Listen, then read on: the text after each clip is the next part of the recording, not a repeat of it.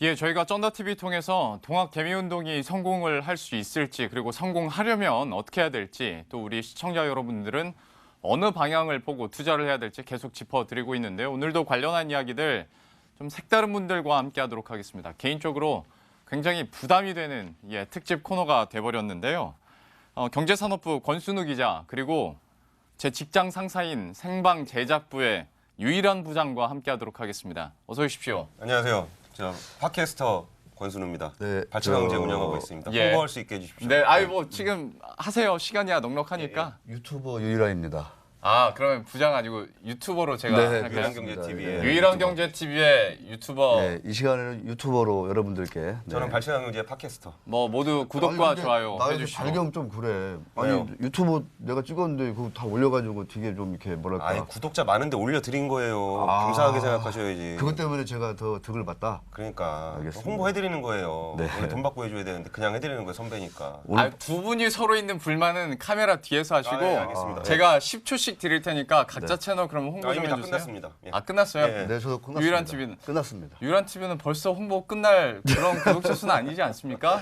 지금 한창 열심히 하셔야 될 때라. 네, 뭐 10초. 예. 네, 하여튼 뭐 대한민국 자본시장의 어떤 그 공정함을 좀 최대한 끌어올리기 위해서 애쓰고 있습니다. 예. 많이 도와주십시오. 예. 네.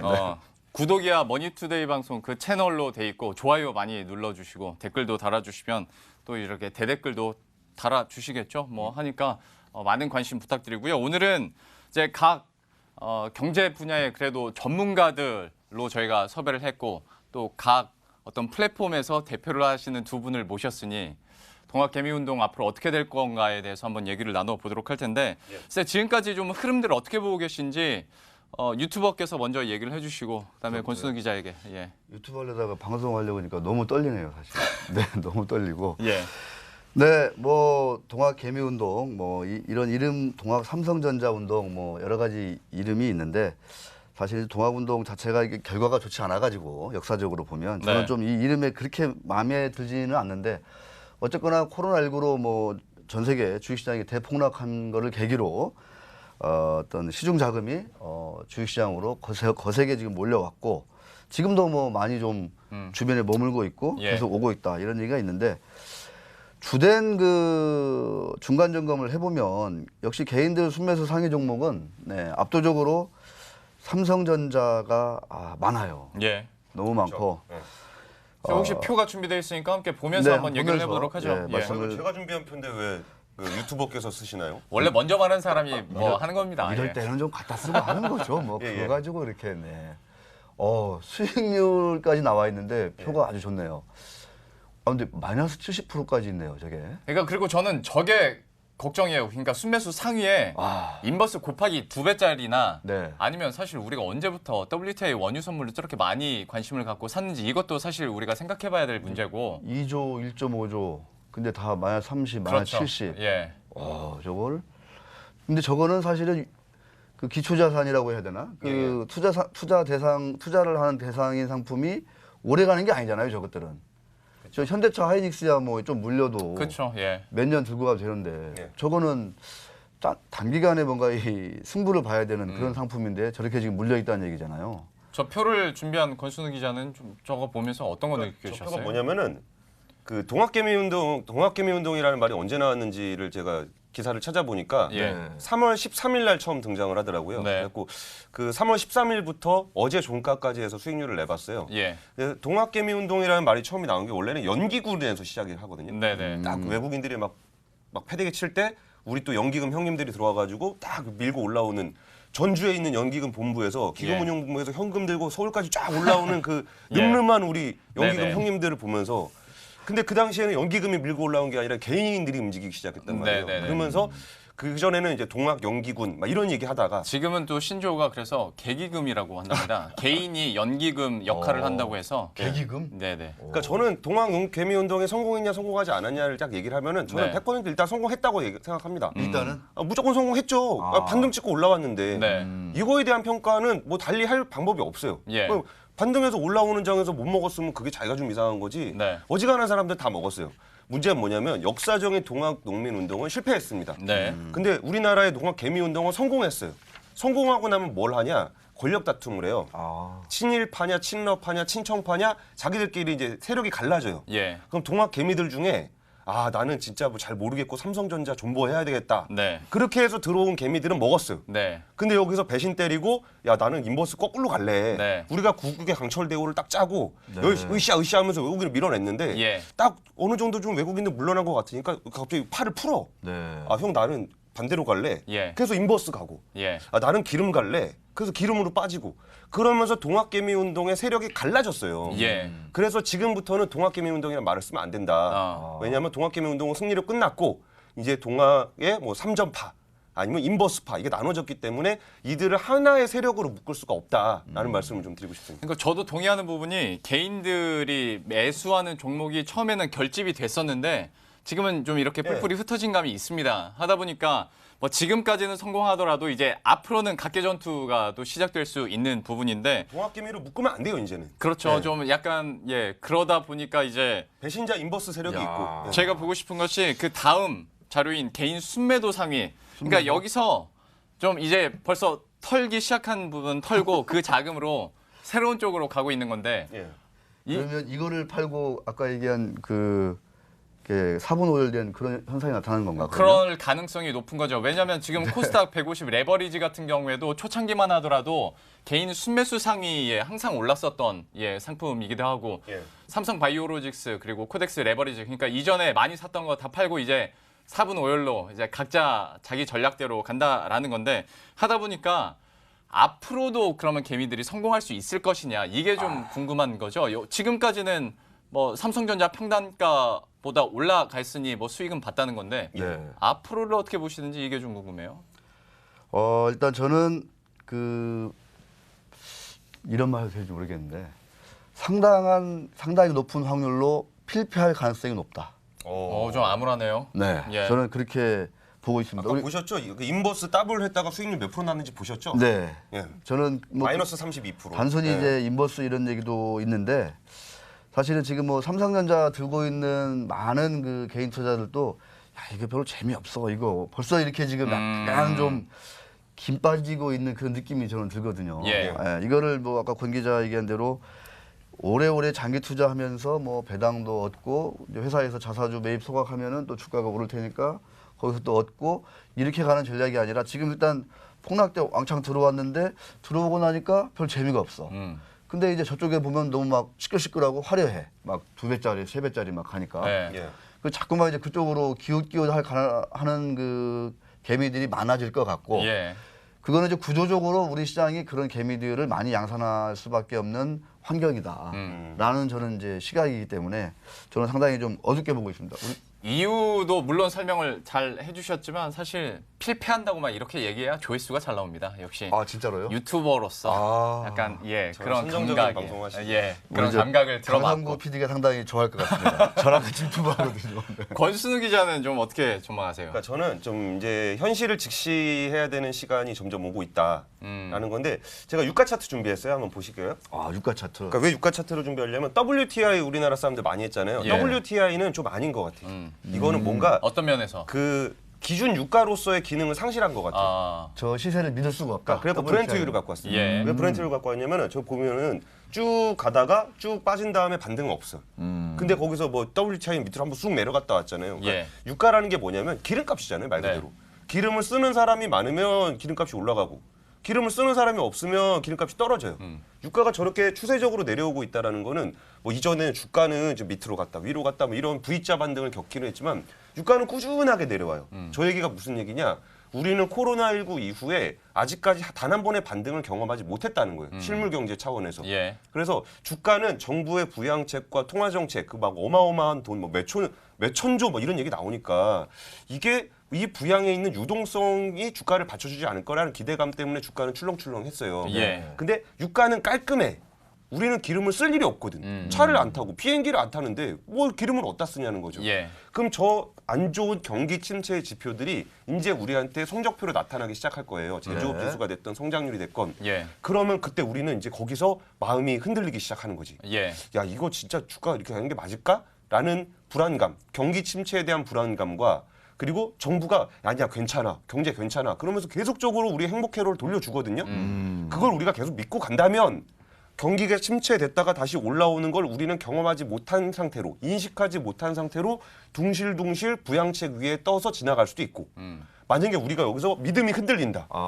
그러면 야 이거 혹시 거품 아니야? 라고 생각하는 순간 실물을 따라서 추락할 수도 있는 이런 선택의 시간이 성적표가 이제 날아오게 될 건데 그때 마음을 어떻게 먹을 것이냐를 지금부터 준비를 해야 될 것 같아요. 그러니까 이제 순호는 1단계는 일단 성공했지만 예. 2단계 운동 이때부터는 상당히 좀 우울하게 좀 그렇게 밝지 않게 보는 그런 지표는 우울하게 나올 건데 그 우울한 지표를 체감하면서 갈 것이냐 아니면 여기에 대한 부양책에 대한 기대감으로 그냥 약간 마약 맞고 지나갈 것이냐 이런 거죠. 그러면 장기적으로 봤을 때는 개인 투자자들이 얼마나 버틸 수 있는 힘을 내재하고 있느냐도 사실 중요한 포인트가 좀 될 수 있을 것 같고 네.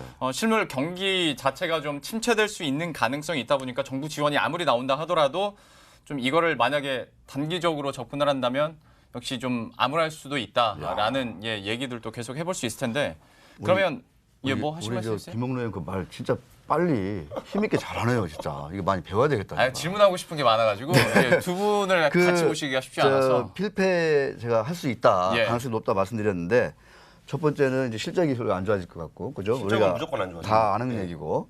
또 하나는 우리 개미들이 많이 산 종목들 있잖아요. 삼성전자, 뭐 코덱스 200 선물, 그다음에 WTI 선물 많이 샀다는 게 전 세계적으로 다 알려 있어요. 예. 패가 다 까발려져 있어요. 패가. 네. 패가 까발려져 있는데 외국의 뭐 어떤 선수들 예. 이 패에 맞춰서 이거를 이용할지 아니면 우리 동학개미운동을 지지해 멀리서 응원해 준다? 저는 그건 아니라고 보고 무엇보다도 내부적으로 제가 보는 관점은 뭐냐면 이번에 한번 잘 지금도 한참 이런 일이 벌어지고 있는데요. 주가 폭락하니까 기존에 주식 들고 있는 우리 일반 소액주주들, 예. 일반 주주들은 난리가 났잖아요. 뭐 심지어 이제 레버리지 쓴 사람들은 반대 매매 나와가지고 막 진짜 뭐 가산이 탕진되는 그런 예. 사례도 많이 봤는데 예. 대주주들은 어때요? 대주주들은 주가 폭락하니까 중요해야지. 와 정말 표정 관리하면서 지금도 증여가 지금 본물이거든요. 네. 그러니까. 정말 미국은 달라요. 미국은 저 이 빌딩에 지금 3M 이제 한국 지부가 네. 있잖아요. 네. 지사가 있는데 3M만 해도 회사 주가가 이번에 많이 빠졌잖아요. CEO가 가장 이 주가 폭락에 그 공포를 느낍니다. 왜요? 잘리죠. 주가가 하락하면 CEO가 이사회, 그러니까 주총에서 잘려요. 그렇죠. 예. 외국은. 네. 근데 우리는 주가가 폭락하면 어떻게 되냐? 이사회 멤버들하고 대주주하고 또는 대주주가 이사회도 겸직하는 경우도 많으니까 예. 주가가 폭락하면 딱 비밀 회의를 합니다. 음. 때가 됐어, 얘들아. 그러니까 그게 이렇게 CEO와 총수의 차이죠. 그러니까 네. 이게 완전히 다른 거예요. 게임의 양상이. 그 정도의 문제가 아니고 예를 들어 내려가는 추세에서 아 오케이 여기 바닥이라고 해서 증여를 했어. 네. 근데 2층에 있네? 지하 그럼 3층에 밀어. 있네? 그럼 취소. 예. 취소하고 또 하잖아. 또 다시 증여. 있었죠. 예. 대기업이. 예. 예. 뭐 CJ도 있었고, 그다음에 그 뭐죠, 그 삼일식품, 예. SPC도 있었고, 그러니까 취소하고 다시 할 정도로 그렇게 엄청나게 그 치밀한 전략을 세워가지고 증여를 아주 싸게 진행하는 거거든요. 예. 이 와중에서 일반 투자자들 누가 뭐 거슬떠나 봅니까? 그냥 주가 폭락해가지고 계좌 깡통 나도 대한민국에서는 아무도 신경 쓰는 뭐 정부 부처도 그렇게 많지 않고. 예. 네, 뭐 이사회 이사들도 별로 이거에 대해서는 관심이 없고 오로지 상속 증여만 제대로 잘 싸게 해주면 본인의 임기는 계속 보장받는 예. 이런 구조가 되는 거예요, 우리가. 그러니까 이렇게 좀 혼란스러운데 개인들의 돈은 계속 들어오고 이때를 틈타서 좀 뭔가 회사 안에서도 변화를 주려는 그런 움직임들이 있는데 얘기를 해주신 것처럼 안타깝게도 개인들이 그거를 다 캐치하기가 힘들고 예. 캐치할 때쯤이면 이미 피해를 본 상황들이 좀 있을 수가 있는데 그래서 실제 사례를 한 가지 좀 얘기를 들어보고자 전화 연결 잠깐만 해보도록 하겠습니다. 삼광글라스에 대해서 한번 얘기를 해볼까 하는데 여기 어떤 일이 있는지 직접 한번 들어보도록 하죠.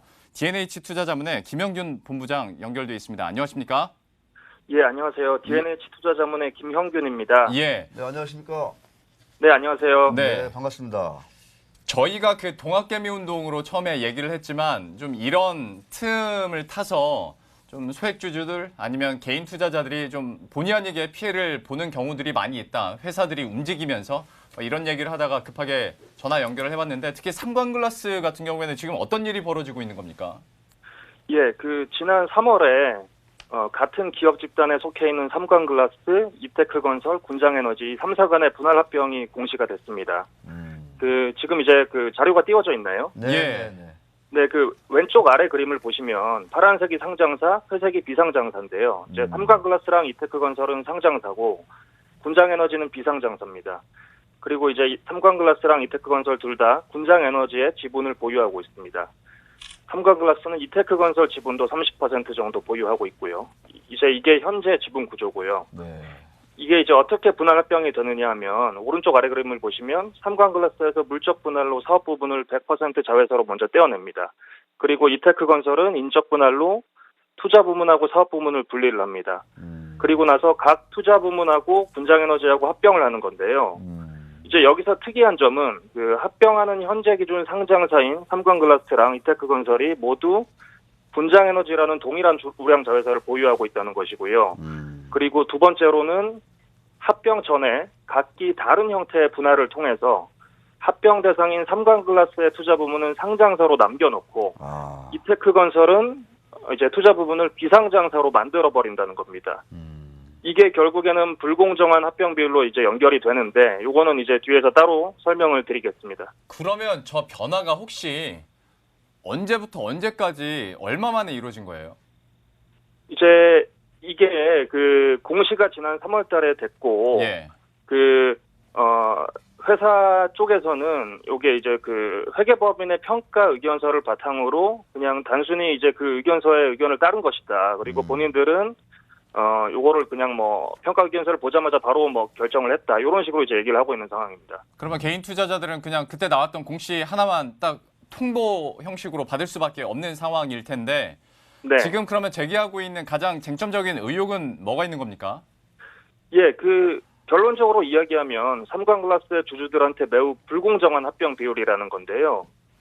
그 합병 비율이라는 거는 뭐 아시다시피 합병 대상 회사 간의 주식 교환 비율이기 때문에 결국에는 각 기업에 대한 가치 평가가 핵심입니다. 그런데 이번 분할 합병안에서 가치 평가를 어떻게 했는지를 한번 살펴보면 그 회계법인에서 합병 비율에 대한 평가 의견을 냈고 여기에 이제 기초해서 합병 비율이 결정이 됐는데 그 평가 의견서에는 현금 흐름 할인법 같은 이런 방법을 통해서 군장에너지 주식 가치를 약 7천억 원으로 그렇게 평가를 했습니다.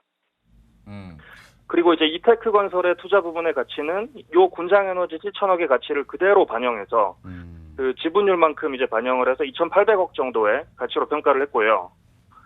그리고 이제 그 이테크건설의 투자 부문의 가치는 보유하고 있는 군장에너지 지분 가치가 거의 전부라고 봐도 무방합니다. 그런데 이제 이 같은 기준을 적용을 해보면 이제 삼광글라스가 훨씬 자회사들을 많이 갖고 있거든요. 뭐 군장에너지도 갖고 있고 이테크건설도 가지고 있고 본연의 사업 부문도 있고요. 그러면은 이 평가 의견서상의 숫자를 그대로 적용을 해보면 삼광글라스 주식 가치가 약 4천억 원 정도가 나오거든요. 네. 그런데 이제 회사는 이 4천억 원이 아니라 기준 주가인 1,284억 원을 기준으로 그렇게 합병 비율을 결정을 해버린 그런 상황입니다. 뭐 똑같이 대입하기는 좀 그렇습니다만은 이전에도 약간 이런 느낌의 분쟁이 좀 있었지 않습니까? 그래서 뭐 분쟁과 관련해서 옳다 그르다는 뭐 저희가 얘기할 건 지금은 아닙니다만은 이번 사안에 대해서 권순우 기자는 뭐 궁금한 거 있으세요? 이게 지금 그 본부장님께서는 굉장히 좀 정확하게 얘기를 해야 되니까 저렇게 말씀을 해주신 건데 네. 이 삼광글라스라는 종목이 한때 굉장히 유명했던 때가 있어요. 그 대법관 인사청문회 할 때 그분이 많이 남편분이 막 들어오셨죠. 비중을 굉장히 세게 가지고 가셨거든요. 근데 그 투자를 좀 하시는 분들이 포트폴리오를 딱 보니까 삼광글라스 왜 이렇게 돈이 많이 들어갔냐? 그 이유가 그 이테크건설, 군장에너지 자회사들의 가치가 굉장히 좋다. 근데 주가는 너무 싸다. 예. 그러니까 이거는 무조건 사야 된다. 근데 이번에 무슨 일이 벌어진 거냐면은 그러니까 자산 대비 주가가 싼 회사를 사서 기다리고 있으면 그 자산을 대주주가 빼가는구나 라는 걸 이번에 배울 수 있는 거예요. 네네. 그러니까 우리나라는 저평가된 주식을 들고 있으면 자산 가치가 있는 회사를 들고 있다고 해서 그걸 주주들의 몫으로 돌려받지 못하고 이런 주가가 추락하는 시점이 오면 지금 싸게 할 수 있겠구나 그러면서 합병 방식을 비율을 조정을 해서 싹 가져가는 그런 상황이 된 거예요. 문제점에 대해서 또 지적을 해줬고 말씀 듣다 보면 예. 그런 것들이 저는 조금 이렇게 가슴이 아픈 건데 삼광글라스의 어떤 본연의 가치가 4천억 원이 넘는다 이렇게 계산을 우리 저 본부장께서 하셨는데 예. 이게 이제 합병에 그 사용된 기준 가격은 그 기준 가치는 시가전으로만 하니까 1,700억 원 정도로. 예. 그러니까 반도 안 되는 이 가격으로 이렇게 합병 비율이 결정되는 거거든요. 예. 이 외에 좀 여러 가지 문제점들이 있을 텐데 조금 한번 정리 좀 해주시기 바라겠습니다. 예, 표를 하나 띄워주시면은, 네. 왼쪽에 이제 그래프는 삼광글라스의 기준 시가총액하고 평가 의견서상 숫자를 반영한 그 본질 가치고요. 그 오른쪽에 이테크 건설의 기준 시총하고 이제 본질 가치가 오른쪽에 나와 있습니다. 근데 이제 보시다시피 합병 직전 평가 기준으로 두 회사의 시총이랑 본질 가치가 비슷하거든요. 그러면 이제 합병 비율을 결정을 할 때 이제 애플 투 애플로 둘 다 시총 기준으로 하든지 둘 다 본질 가치 기준으로 하든지 이제 이렇게 결정을 해야 되는데 하나는 네. 요거는 이제 삼광글라스는 가치가 현저히 낮은 시가총액으로 그리고 이테크 건설은 본질 가치로 이렇게 이제 합병 가액을 산정해서 합병을 해버리니까 불공정성이 발생한다고 볼 수 있습니다. 예, 여기서 이제 그래서 허점이 발생을 하는 건데 저희가 뭐 시간은 없지만 권순우 기자가 짧게 그럼 이게 그냥 봐도 말이 안 되는 거잖아요. 시총으로 할 거면 시총으로 하든가. 전제와 문제가치로 하면 기준이 할 이제 거든가. 달라지니까. 그러니까 이거는 상식적으로는 좀 말이 안 되는 일이 네. 벌어지고 있는 게 맞는 것 같은데 이게 뭐 지분율이라든지 아니면 경제 구도가 이 합병에 대해서는 좀 어느 정도 판세를 좀 보고 계세요? 그 주총에서 일단 현행 이 안건이 그대로 올라가게 되면 대주주 지분율이 거의 뭐 50%에 육박하기 때문에 사실 표대결로 요거를 막기는 그렇게 뭐 쉽지만은 않은 상황인 것 같고요. 그래서 저희가 사전에 이런 불공정성에 대한 문제를 계속 제기를 해서 조금 회사의 입장 변화를 좀 이끌어내려는 그런 상황입니다. 예, 그러면 마지막으로 저희가 뭐 시간이 많지 않았어요. 짧게 그러면 좀 생각하시는 이번 사안을 보시면서 제도적으로 좀 보완을 해야 되는 부분은 뭐가 있다라고 보십니까? 네, 그 결과적으로 이 모든 것들이 우리나라 그 자본시장법 시행령에서 규정하는 상장 기업은 시가 기준으로 합병 비율을 산정해야 된다. 이제 이 부분에서 비롯됐다고 보고요. 네. 그래서 이제 결국에는 그 우리나라 자본시장법 상에서는 시장 가격이 기업의 내재 가치를 정확히 반영하고 있다는 그런 가정을 하고 있는 것인데 실제로는 그렇지가 않지 않습니까? 시장 가격하고 내재 가치의 차이를 이용해서 투자하는 방식이 가치 투자인데 가치 투자로 가장 성공하신 분이 워렌 버핏이잖아요. 근데 만약에 우리나라 자본시장법에서 가정하는 대로 시장 가격이 내재 가치를 정확히 반영하고 있다면 버핏 같은 분이 돈을 벌 수가 없었겠죠. 근데 이제 우리나라보다도 더 효율적인 미국 시장에서도 이런 합병 가액은 당사자 간의 협상을 통해서 자산가치, 수익가치 등을 종합적으로 고려해서 정하게 돼 있는데 우리나라만 유독 시가로 한다 이건 말이 안 되는 거라고 보고요. 그래서 자본시장법 시행령이 하루빨리 개정이 돼야 된다고 그렇게 생각을 하고요. 그리고 두 번째로는 우리나라 법에도 전체적인 공정성 기준을 좀 도입을 해야 된다는 겁니다. 예. 알겠습니다. 네. 오늘 삼광글라스와 관련된 이야기들 함께 들어봤고요. 좀 어떻게 되는지 저희들도 관심 가지고 계속 한번 지켜보도록 하겠습니다. D&H 투자자문의 김영균 본부장과 함께했습니다. 고맙습니다. 네, 감사합니다. 예, 저희가 동학개미운동으로 시작은 했는데 뭐 사례들이나 얘기 들어볼수록 좀 마음이 무거워지는 건 있는 것 같습니다. 시간이 많지 않으니까 바로 다음으로 좀 넘어갈게요. 국내 얘기도 많이 했지만 개인 투자자들이 국내 주식 사는 것만큼 해외 주식 산다는 얘기는 계속 나왔었거든요. 네. 그래서 해외 주식 쪽으로도 우리가 원정을 가는 거죠, 이번에는. 예, 좀 어떻게 보신지 흐름이나 전망은 어떻게 하고 계십니까? 저는 이제 계속 일관되게 그러니까 우리 동학 개미들이 국내에 아주 그 자산이 많고 돈을 잘 버는 업력이 뭐 아주 50년 이상 된 해자가 아주 그 깊은 뭐 경쟁의 어떤 그 위험이 적은 이런 아주 우량한 중견기업들에 장기 투자한다 했을 경우에 저는 상당히 그 끝이 어둡다. 그래서 동학개미운동이 이번에 아주 그 기세 좋게 시작했지만 그 결과는 상당히 볼품없을 것이다라고 저는 물론 기대는 잘 됐으면 좋겠지만 네네. 현실을 둘러보면 그렇지가 않다는 말씀을 드리고 예. 이에 따라서 상당수 이 대한민국 개미들이 지금 미국 시장으로 지금 막 가고 있거든요. 네. 그래서 이제 뭐 테슬라 같이 뭐 일각에서는 뭐 비트코인 같은 주식이다. 뭐 이런 그 테슬라 같은 주식도 지금 젊은 사람들은 엄청나게 사고 있고요. 네. 지금 보니까 가장 많이 들고 있는 주식이 이제 아마존 아니겠습니까? 아마존인데 9억 1,765만 달러. 이게 이제 9억 달러. 이제 10억 달러 좀 있으면 찍어요. 네. 아마존 하나에만. 1조 넘게 산 거네요. 가지고 두고 있는 이제 잔액이 우리 대한민국 개미들이 그러니까 이제 10억 달러면 뭐 1조가 아니라 이제 1조 이제 2천억 이렇게 되는 거예요, 이게. 어마어마하게 이제 들고 있는 거거든요. 저는 그래서 이런 것들에 대해서 일부 긍정적인 측면이 있다. 왜냐하면 미국에 있는 기업들은 아까 말씀드렸지만 이사회의 멤버들, CEO부터 여러 가지 그 사내이사, 사회이사들이 주주들의 그 가치, 계좌를 보호하려고, 계좌를 끌어올리려고. 왜냐하면 그래야 자기들이 연임도 하고 성과급, 스톡옵션 이게 어마어마하거든요. 이게. 네. 이런 어떤 그 이것만 가지고 뭐 머니 게임의 어떤 그 진상이다 이렇게 이제 보는 측면도 있는데 어떻게 보면은 선순환 구도가 이렇게 이루어져 있는 거예요. 자본시장에서 예. 여러 가지 그 참여자들이 저는 그래서 이런 것들은 뭐 나름 상당한 의미가 있고 대한민국 정부에서 이런 것들을 반드시 스터디를 해서 잘 좀 도입을 해야 된다, 개혁을 해야 된다. 저는 이렇게 보는 거죠. 권순우 기자에게는 그러면 조금 더 좁혀서 한번 질문을 드리고 싶은 게 아마존 얘기해 주셨는데 아무래도 코로나19 지나가면서 아마존이 더 덕을 본 것도 있고 그리고 뭐 테슬라 같은 경우에는 지난해 말부터 실적이 좀 서프라이즈하게 나오다 보니까 관심 갖는 것도 있고 예. 애플이야 많이들 쓰니까 미국 주식 하려면 애플 정도는 갖고 있어야지 하는 건데 예. 이거 외에는 개인 투자자들이 얼마나 미국 주식에 대해서 많이 알고 좀 분산 투자를 하느냐에 대해서는 저는 좀 의문보가 있거든요. 아무래도 종목별로 집중이 될 수밖에 없는데 이런 흐름에 대해서는 좀 어떻게 보십니까? 그게 낫지 않아요? 그게 좋다. 아니 미국에 알지도 못하는 주식 사는 것보다 예. 국내에 알지도 못하는 주식 사는 것보다 낫잖아요. 안정적이고 큰 회사들.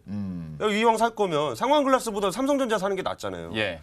이게 해외 주식을 산다는 것의 의미가 일단 우리나라 코스피가 빠지기 시작한 건 우리나라에 코로나가 왔을 때가 아니에요. 우리나라에 코로나가 왔을 때가 아니고 우리나라의 대구 신천지 교회를 중심으로 해서 퍼졌을 때가 아니에요. 코스피가 빠진 거는. 네. 미국 시장이 폭락한 다음에 우리나라가 빠졌어요. 네. 그러니까 코로나하고 우리나라 코스피는 약간 좀 다른 미국 시장을 추정한 거지. 그러면 뭐 푹 빠져 있을 때 반등하는 거 보면은 그러면 우리나라도 좋은 회사 많지만 미국에도 좋은 회사 다 반토막 3분의 1토막 났었거든요. 네. 그럼 그 시점에 들어가는 거는 해볼 만한 일이죠. 그 이왕 들어갈 거면 우량한 회사 들어가는 게 좋죠. 제가 아까 동학 개미운동은 끝났다고 말씀드렸잖아요. 지금부터는 평범한 투자 시장이 된 거예요. 그러니까 이거는 내가 어떻게 투자를 해야 되느냐에 따라 달라지는 건데 미국 주식을 하는 사람의 특징을 보면 굉장히 좋은 특성들이 있어요. 한국 주식을 이렇게 하면 참 좋을 것 같아. 1번, 잡주에 투자하지 않는다. 예. 왜냐면 모르거든, 미국 잡주는. 그리고 자주 거래를 안 해요. 좀 장기 투자를 하는 성향들이 국내 주식보다 많죠. 밤에 그거 맨날 트레이딩 안 되거든요. 네. 한번 사면 오래 해요. 본의 아니게 긍정적인 그 효과가 상당히 발생하고 있다는 그러니까 저는 얘기예요, 약간 지금. 몰리는 거에 대한 걱정이 있었는데 오히려 잘 모를 바에야 그런 게 낫다라고 얘기를 하시는 거네요. 그렇죠. 아니, 그리고 해외 주식 한다고 해서 그럼 아마존에만 몰리는 게 이 여기 1위가 아마존이라 그런 거지. 개인 입장에서는 아마존도 사고 테슬라도 사고 그러면은 이커머스 샀죠, 자동차 샀죠, 그 인텔이나 이런 거 사면 반도체 샀죠. 그럼 우리나라 코스피 200 사는 거하고 뭐가 달라요? 그게? 요즘에는 코카콜라도 많이 사더라고요. 그러면 음식료도 식음료까지 사고. 포함해서 사는 거니까. 예. 그럼 차라리 그거 묶어놓은 뱅가드 펀드 이런 거 사는 게 아. 차라리 편할 수도 있는데. ETF. 예, ETF 네. 같은 거. 그러면 이게 해외 주식에 뭐 특정 쏠린다. 네, 아마존 시가총액이 얼마인데 지금 1조 가지고 네. 많이 샀네 안 사면 얘기하는 거 별로 의미는 없고. 네. 지금부터는 뭔가 아예 새로운 정상적인 투자 시장이 됐다라고 판단을 하셔서 이게 지금 베팅할까 말까 그런 거에 대한 고민이 아니고 주식을 어떻게 투자해야 되는지에 대한 본래 그 정석으로 돌아가야 된다. 예. 이 패닉장은 끝났다. 음. 그러면 이제 정석적인 투자가 되는 시점으로 돌아가야 된다라는 말씀을 좀 드리고 싶습니다. 알겠습니다.